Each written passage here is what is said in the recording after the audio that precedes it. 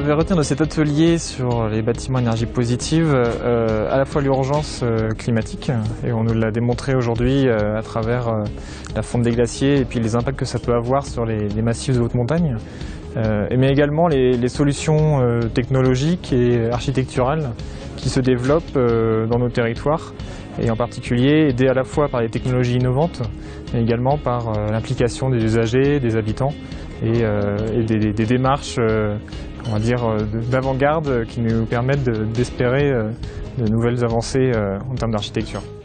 Pour moi, cet atelier a un intérêt triple dans ces thématiques abordées. D'abord, c'est régional. La Suisse et la France sont représentées et on voit qu'au niveau de la région, on a tout intérêt à bâtir quelque chose ensemble d'efficient. La deuxième thématique, c'est les bâtiments énergie plus, qui produisent plus d'énergie qu'ils ne consomment. Et on s'est dit au début, qu'est-ce que ça a à voir avec la fonte des glaciers? En réalité, le message est totalement complémentaire. L'humanité doit urgemment prendre conscience que la lutte contre la diminution du CO2 est prioritaire. Et dans le fond, la thématique de la fin des glaciers avec l'enjeu de construire des bâtiments énergie plus sont totalement complémentaires et en adéquation avec ce que propose cet atelier aujourd'hui. Nous avions un objectif, c'est d'être là où on comprend le mieux la nature, là où elle nous parle.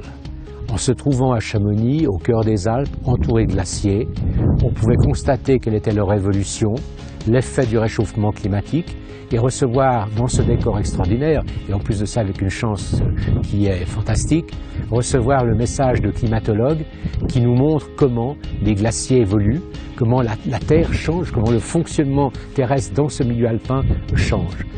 Cet objectif d'être ici nous conduisait à une meilleure prise de conscience. Alors c'est à temps. Indiscutablement, quand vous venez ici, il y a un choc. Entre prendre connaissance de ces problèmes-là lorsque nous sommes dans nos villes respectives, c'est tout de même différent que lorsqu'on est sur le site.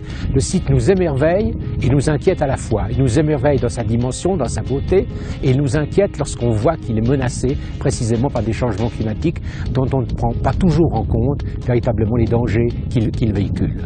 Ensuite, il s'agissait surtout, il ne s'agissait pas d'être pessimiste.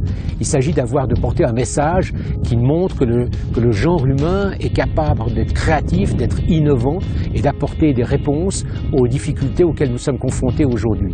Et c'est la raison pour laquelle, après avoir pris conscience précisément de ces changements, nous avons des perspectives concernant les bâtiments à énergie positive qui nous montrent que l'on peut avoir des constructions qui sont indépendantes, qui sont capables de générer une énergie renouvelable, en faire le meilleur usage, et il arrive même que ces bâtiments produisent davantage que ce qu'ils consomment, et ainsi ils peuvent envoyer sur les réseaux le surplus de leur production. Et on a découvert aujourd'hui encore, par une technologie dont on aura sans doute l'occasion de reparler, qu'il est possible de rendre autonomes certains bâtiments, pas seulement autonomes, mais de faire en sorte qu'ils ne soient pas reliés au circuit, parce qu'ils peuvent stocker leur énergie à l'intérieur du bâtiment. C'est donc dire que les choses bougent, il y a des prises de conscience, il y a bien entendu il y a des alertes, et on sait bien réagir, et cela, c'est le bilan de cette journée.